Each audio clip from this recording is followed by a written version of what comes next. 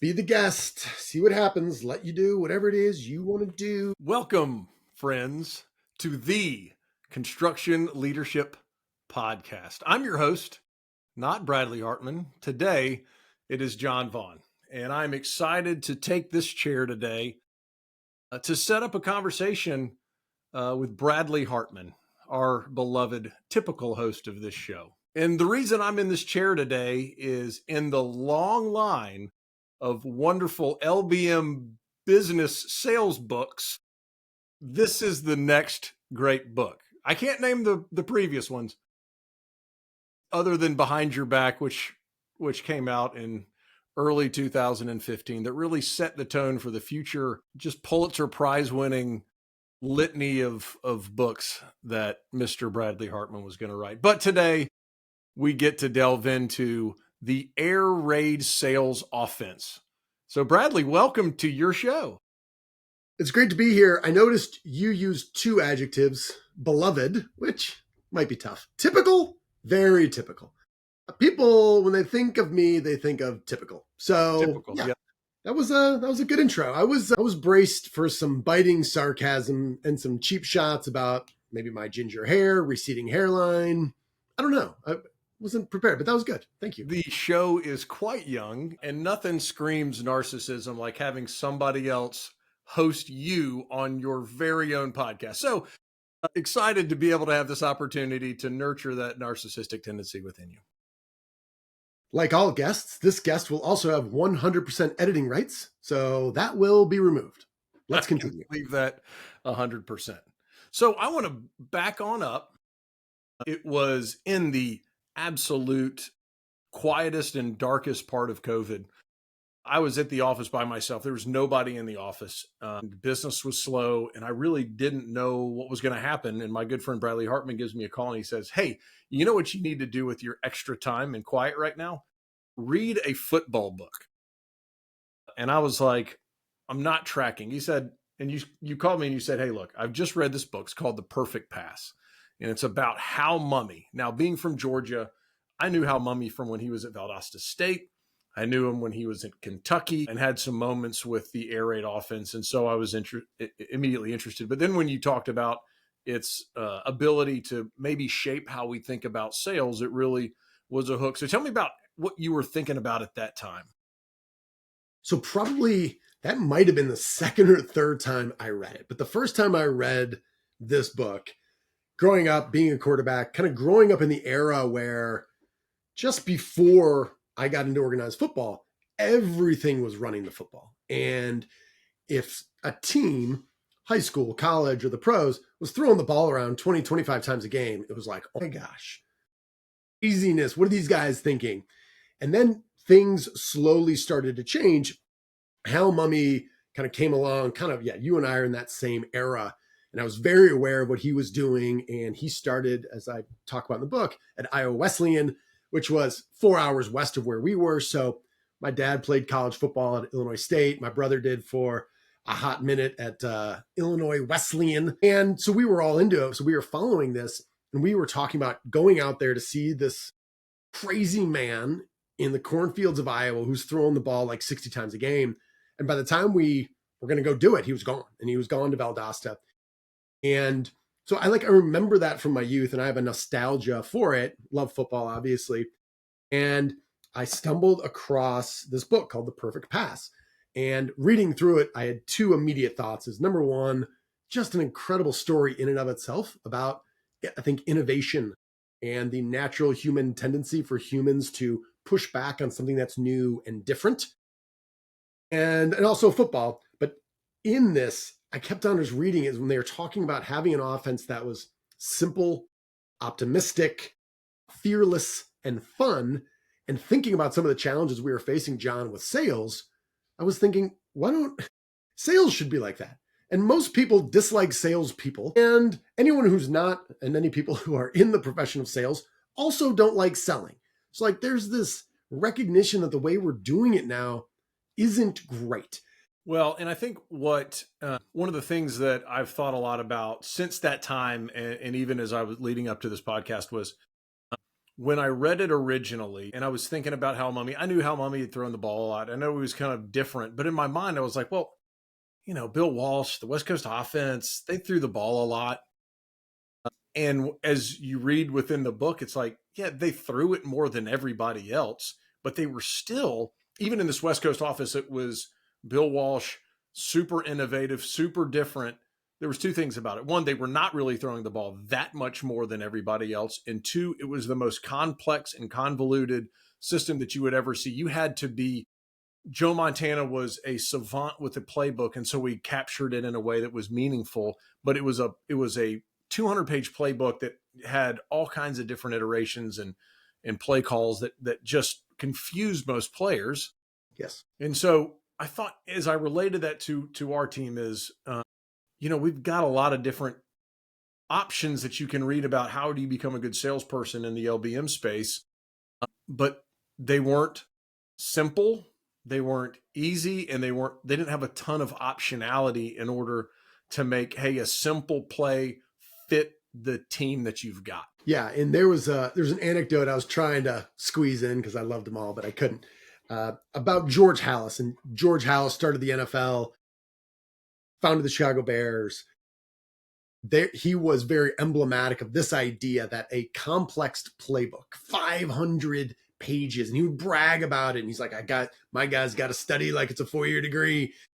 And, then they would line up offsides, and then, they would have more penalties.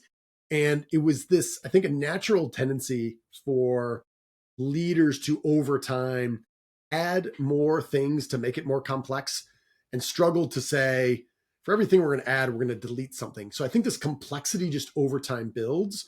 So I think that's part of it. I also think in our industry, John, I've just seen so many folks where you talk to a salesperson, like, how you get started? What was the onboarding? And it was, your truck's, it's over there. Here are the keys. Here's a gas card. Your laptop may be there. It might be broken. Your business cards might show up in 6 weeks. Just go out there and make it happen, Captain.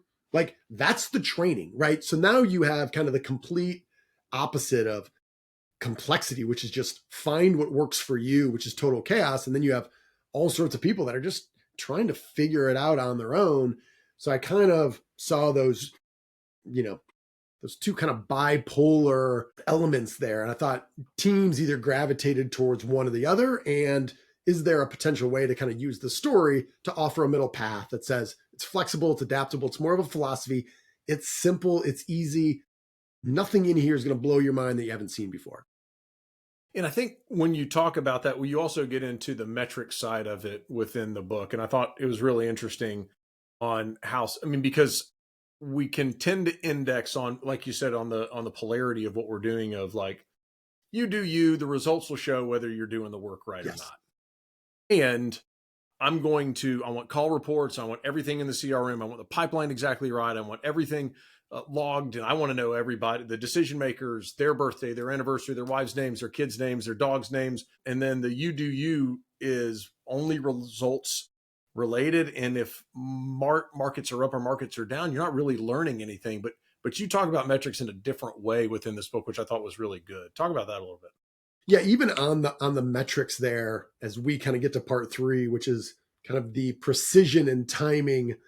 I tell the story about, I call it the Jerry Maguire paradox, where if you remember the movie Jerry Maguire, we tie it back to football with Rod Tidwell. Remember him?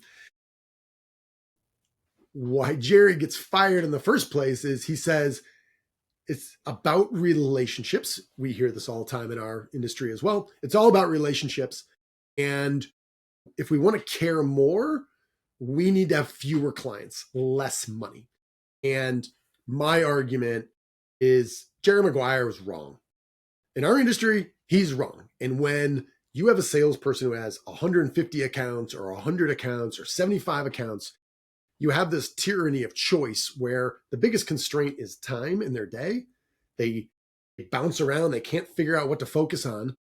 And they don't build stronger relationships. And I said, I've used this line with varying degrees of success with different clients.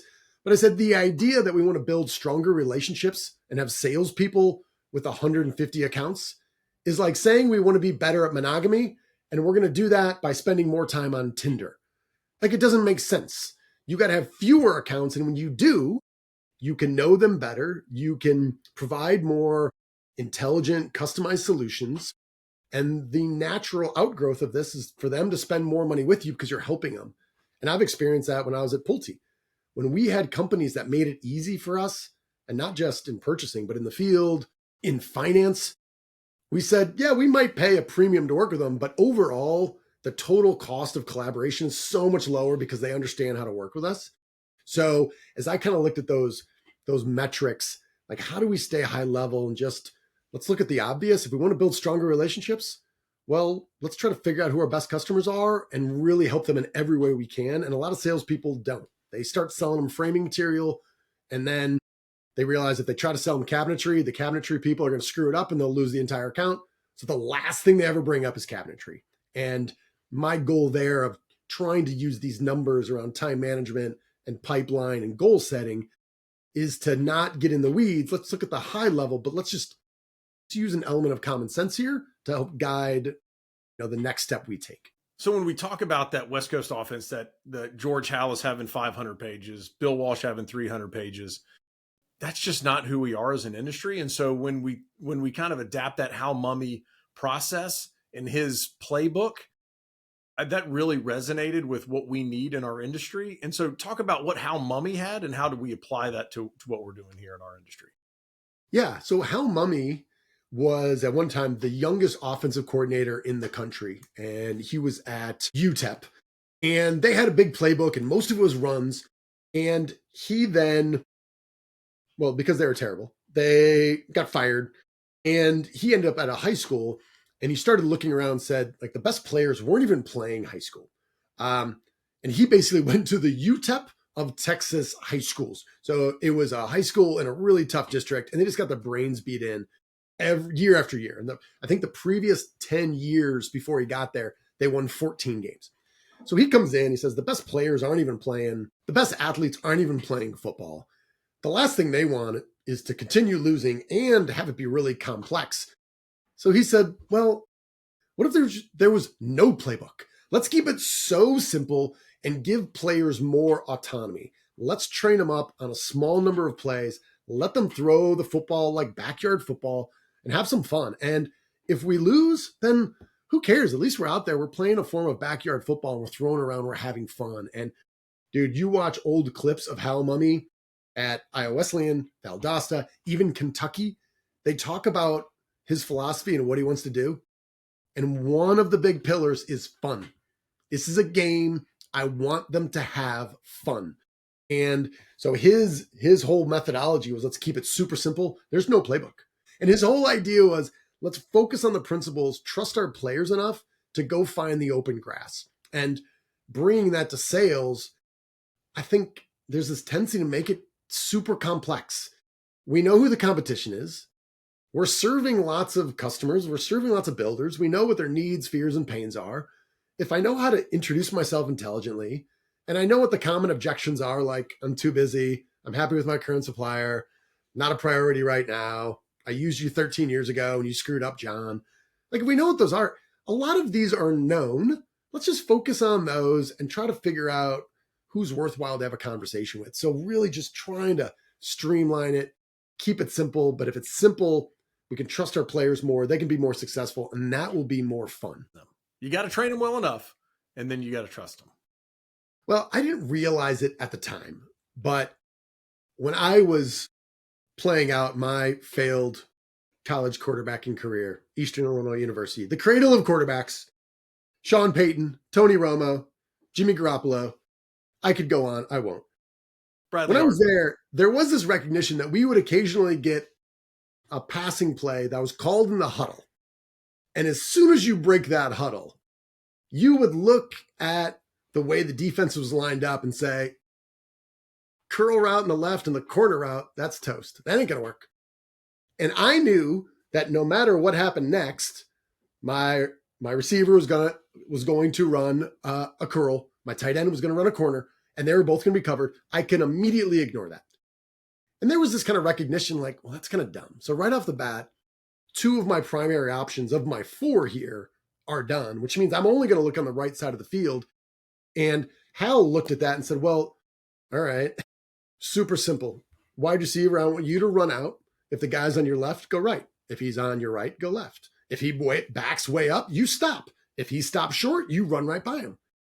And his mantra was, we need to embrace the boredom. Why? Well, if you got a quarterback and you're dropping it back and you have 4 receivers that can all run 4 different options at the end of their route, that is 256 route combinations that a quarterback has to process. Impossible to do in the moment, at least for someone like me. But if you have thousands of reps, I know what I'm looking at, and I know what my tight end's looking at, and I know I'm going to take that seam over the middle because that strong safety is going to come up and he's going to sit. So that was his whole thing, was just, hey, how do we have fun getting the repetitions? And in our industry, John, I'd love to get your thoughts on this, but if we think about the need to plan, prepare, practice, and then play, I see a lot of sales reps out there that aren't doing a whole lot of prep. They're not really planning. They hate practicing. They say things like, I'm not good when I practice internally, and we call it role playing, but I'm really good when I'm live on the spot. That's what I'm really good at. Right. And I would say, I was a purchasing guy. No, you weren't. You weren't good. No, you weren't. You're just Well, going out there and playing, you know?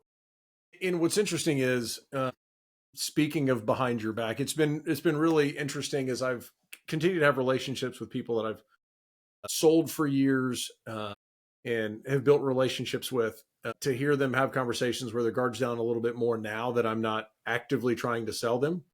And they're like,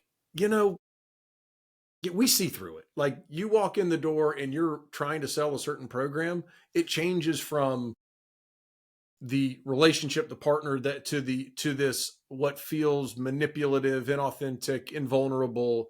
He's like, you can tell by the look on the sales guy's face as soon as they walk in, no matter if they've been doing business with us for 6 weeks, 6 months, 6 years, or 60 years. Right. And so he's like, if we can teach people just to be authentic and normal when they show up and not have this awkward, uncomfortable, not prepared, not knowing how they're going to come in, not succinct, like, walk in, it's be brief, be bright, be gone, because we got stuff to do and we like the small talk. We'll have time for that. But if you're in here for something new, something important, that's a program, be brief, be bright, and be gone so that we can get on with our day. And if it works, great. And if it doesn't, great. But we can make that decision rather than feeling manipulated in the moment and just immediately guards go up as soon as people talk, because it's not practiced. And if you think you're good as soon as the lights turn on, you may be, and you may be really good. But guess what? You could be a lot better if you've practiced and you have deleted the friction part, deleted the fluff, and deleted the stuff that really makes it feel manipulative. Well, I think that's a great point there too, because there are some people that this is part of their skill set. It's more natural for them, and they are good at that. But I don't know if you've ever been through this. Maybe not. Tough to say. We don't have to talk about it. But sometimes sales teams and organizations end up with a star salesperson that they feel beholden to. And they almost become bigger than the organization. And the tail can start wagging the dog. What I wanted to kind of convey with the air raid sales offense and what Hal Mummy was doing was Hal Mummy said, I'm not going to get all these players that are always bigger, stronger, and faster. I don't want to rely on getting the 5 stars. I want to be able to take average athletes that are good at what they do, that love the coaching and want to have fun and are willing to be coached and want to be part of a team. And I think we can make them legendary. And that's kind of what I want to see. And we have some clients that have recently kind of gone out and found a way to bring over at a high guaranteed comp scale, bring over some from the competition for 2 years, and inevitably they find it doesn't really meet their expectations. And I would rather say, I think there's a way, like how Mummy did, to develop where the system is the star. And one of the critiques of how Mummy, John, is over the years, when you look at Texas Tech and then Washington State and then Mississippi State, hell, even Valdosta in Kentucky, they'll say these guys never made it to the pros. And if they did, they weren't very good. And like, that is the critique of the overall air raid offense. And I would say No, that's what makes it amazing. He took these guys that were washouts, that were nobodies. Dustin DeWald was one of the first ones, and I characterize him probably a little bit over the top, but I don't think I'm wrong. As a stick figure, a child drew who wandered off the page onto the football field, and this guy became a legend. Yeah. And I think that's what we all want. I want to find somebody who fits culturally, who wants to be coached, who wants to be better, and their dreams match up with where we want to go and our vision. Trust that we have a process to give you the skills and the confidence to go deliver more value. And I firmly believe that that's what we've got in here. Well, I think if we talk about timing a little bit, it's really interesting the timing that this is coming out. And I think it's really important. When you sent me this originally, it was before the pop during COVID where everything started going crazy. We were in a moment where I didn't know when the next sale was going to come.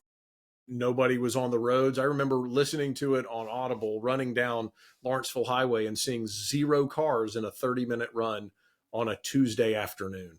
And just at the moment, feeling like, I don't know if there's ever going to be sales. So we've got to rethink how we sell, how we train our sales team, how we raise up this next generation of salespeople. And then all of a sudden, anybody could sell anything to anybody as long as they had the product. And so we got taken into a false sense of security about how good our sales team is. And we had a great sales team. Don't get me wrong. But in order to not become comfortable with where we were, but continue to be discontent, having a healthy level of discontentment with how good we were. And here we are now in 2024, and is what happened in 2023 into 2024 into 2025, where we're having to go out and farm, and we're seeing a drop in sales because you're seeing housing start slower, and because products available, you're getting margin compression. And then because housing starts are down, competition is a little bit more fierce. And so all of these things are coming together in a perfect storm again. And we're going to have to say, well, you can't just go out and do what you've been doing, because what you've been doing has cost us 5%, 7%, 10% of your business. How are we making sure that we are investing in our teams in a way, in our sales teams, both for our current team and the future teams, so that we have this structure by which they're going to go out and have a cohesive mission and vision to be able to have a culture of sales that's going to be different than what we've done in the past. Yeah, and I think that ties into the philosophy of the air raid offense, and therefore the air raid sales offense, was Hal's recognition that when you are faced with a superior fighting force, you attack. You attack. And his whole mindset was, we are backed up on our 1 yard line. I'm not gonna do the tush push and try to get a yard. You know what I'm gonna try to do? I'm gonna drop back and throw a 99-yard touchdown, and we're gonna run up the whole field screaming like wild men. And guess what? We're gonna practice it. So when these teams of his got backed up in their own territory, they would all come out giddy, and they're like, calm down, because they didn't want to give away what they're going to do. And that idea of attacking from anywhere at any time, scoring at will, is something that I'm passionate about. And I hear this all the time, and it drives me nuts. Well, it's tough to really pick up market share around here because the competition, they've got some loyal customers, and we've got some loyal customers. And, unless there's a new big builder coming town, then not much can change. And I hate that. And I'm like, if you believe in your soul that you can deliver more value to that builder or that commercial GC, and they're just unaware of the value and the relationship that you have with your customers, and they're being served by someone else, it is your obligation, it's your duty to make them aware of it and to show them the light. But again, you got to have this mindset. And I don't disparage anyone for taking orders. I don't know. I'm a sales guy. Sometimes orders just come in. I take them. I do. However, if that's everything we've been doing, and from leadership on down, that's what we've been focused on, we're going to get in this position where, quite frankly, people don't know how to attack. And I think part of any book coming out is luck. I think the timing's pretty good. And I think early on here, the message has been well received, but that's the idea, which is, hey, let's have some fun. Let's go on offense, quit playing defense. And I don't care if you got a big, competitor in town who keeps acquiring folks and they have economies of scale. So what? Every industry, every market has those features. Attack. Let's go. Let's have some fun. What do you got to lose? That's the whole mindset. Yeah. And I think when in our industry, we can get really processed on ops on the defense side and very loosey-goosey on the offense side. And so having some congruity to that, and so it's balanced, right, can lead to some really important and interesting gains for our team. So watching the time, this has been really fun for me. But there's one thing I want to make sure that I maybe a little bit off topic of what we were just saying, but want to go back to is, in this mindset of this is something different for our industry. And our industry at times can see innovation as something that can be hard or challenging. And so taking innovation into mastery can feel like a big project. And so when I think about, oh my gosh, I gotta, not only do I have to create a sales process, but then I have to go implement and install a sales process. And then I got to get our sales team from innovation to mastery.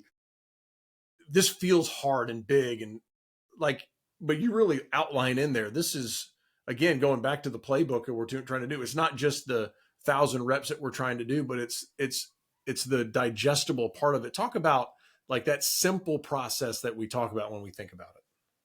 Yeah, I've had this experience of being brought in from the outside, and sometimes it starts with, Bradley, it's Q1. I want you to bring you in. I want you to pump our guys up, coach them up a little bit, let them loose, and we can crush it. And I'm like, it sounds like fun. I don't know what the hell any of that means. I'm pretty sure we could do it. And then 6 months later, we might look back and say, I don't know. We had a good time. What did we actually do? And I realized part of my job is to come from the outside and say, what problem are we actually trying to solve? I cobbled it together from somewhere. I don't think it's an innovation, but I do know it's something different in this idea of the sales stack. Because I heard sales managers saying well, yeah, we don't have a sales process. So I got to figure that out. And then on top of that, I got to figure out what happens in each one of these. And then how do I train my guys? And what else do I need? And this idea of a sales stack, I bring back to, think of any offensive coordinator in college or the NFL right now. Their offensive coordinator's on the sideline. He's got kind of a one-page mostly. Some of them are giant menus. Others are kind of small. But it is a simplified version of their playbook that they can hold with one hand that is laminated, that breaks it all out. And kind of using that idea, came up with this idea of a sales stack. And all you got to do is say, let's have, say, a 5-step sales process. We're going to do some research. We're going to ask some discovery questions. I'm going to present some options. We're going to negotiate a little bit. I'm going to close, and then we'll deliver it, right? It can be as easy as that, but then you have your process. What are the key activities for each one of there? What skills would each person need to do those? And what tools do you have to make this entire thing more predictable and repeatable? So process, activities, skills, and tools. And in the middle of the book, I just laid this all out.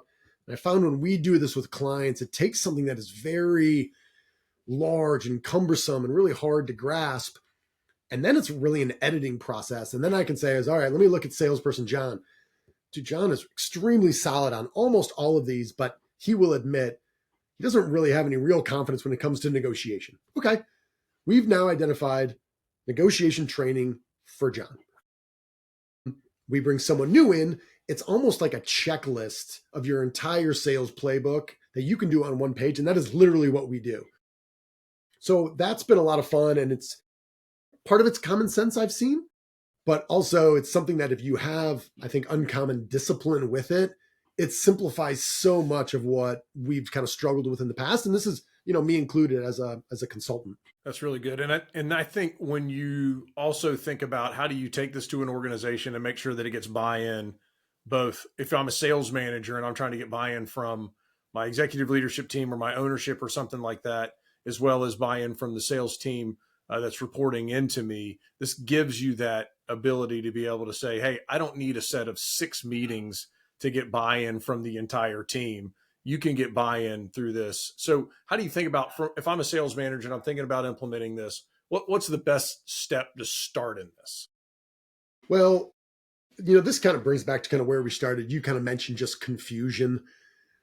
Hal said it from the beginning, is confusion is the enemy. And you just watch any college game. I don't know the stats on how well Georgia's doing this year in terms of penalties, but I just feel as the complexity of the game has increased and all these players, we're not even going to go into the NIL and all these players switching, but they're not on the same playbook, dude. There's so many pre-snap penalties because guys are confused about what they're running, when we're snapping the football. So Hal was just all about, dude, let's keep it simple. And I always kind of start with sales leadership. It says, listen, if you guys aren't super clear on number one, your why are you passionate about it? Why are you in business? And I know this is something that you are passionate about, but then the goals for the organization, and then the strategy, which is ultimately how are we going to pursue these goals? And if the how is, I don't know, man, we're going to sell everything to everybody everywhere. No, whether that is implicit or explicit, that ain't it. So how can sales leadership, and that's really kind of the beginning part of this, which is about simplifying the playbook, is, and this is a test. Anybody can do this. Get a 4x6 note card, hand them out to everybody on your team, and say, I just want you to write down what you believe our sales strategy to be. And if you get some weird looks, you can just say, when you hear strategy, you hear how. How are we trying to achieve our goals? Just write it down, no more than 50 words. And you have everybody on your team write that down, and you collect them all, and then you shuffle them up, and then you give them out again, and you say, flip it over. You can read the one on the other side, write it again. So then they have a second frame of reference. Then you collect them all. You let everyone go home. You get some alcohol. You drink heavily, and you read all these, and you cry. And the reason you do that, John, is because the strategy about how we're going about trying to achieve our goals is often not understood throughout the organization. And what Hal was trying to do was, I'm going to make it super clear. We're going to chuck this ball all over the field. We're going to have more fun in football than you've ever had before. We're going to score more than you ever had. And I'm not going to berate you, and I'm not going to try to make you run till you puke. We're not going to do any of that. We want to have fun. And everyone kind of looked around and said, that is super clear. That was his main overarching strategy and how he's going to do it. And I think we need to do that in our teams as well, because if there's any confusion, confused players can't play fast. Clarity is kindness, in that when you have that clarity, you can go out there and just have fun and play hard and play right. I think this is an unbelievable time for this to come out. I've been tracking with you since The Perfect Pass came out.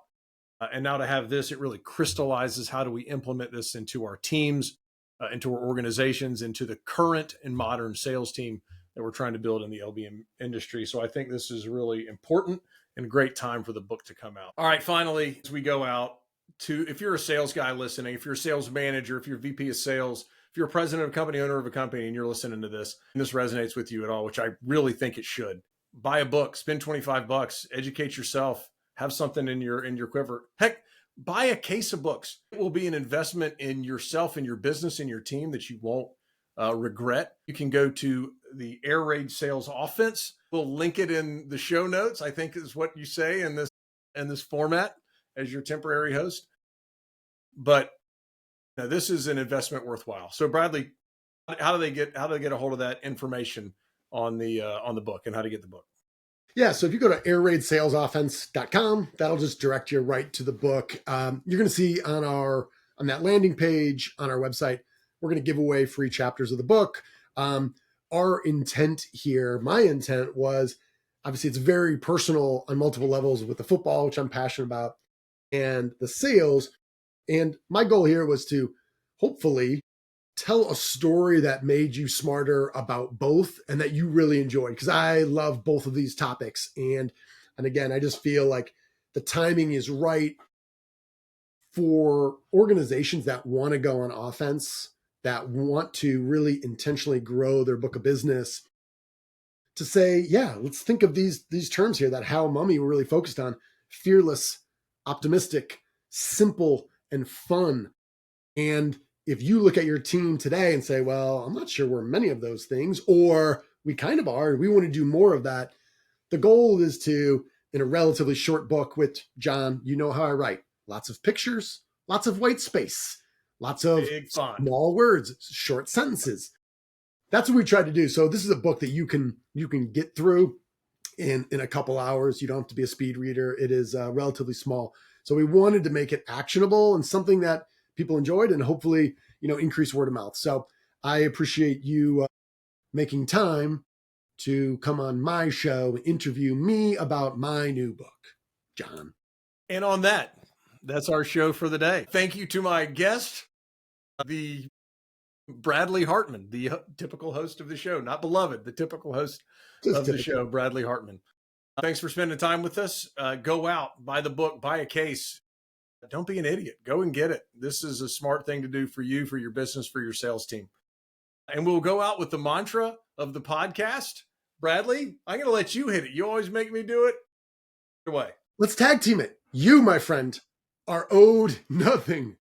Deliver value first. Make it a great week.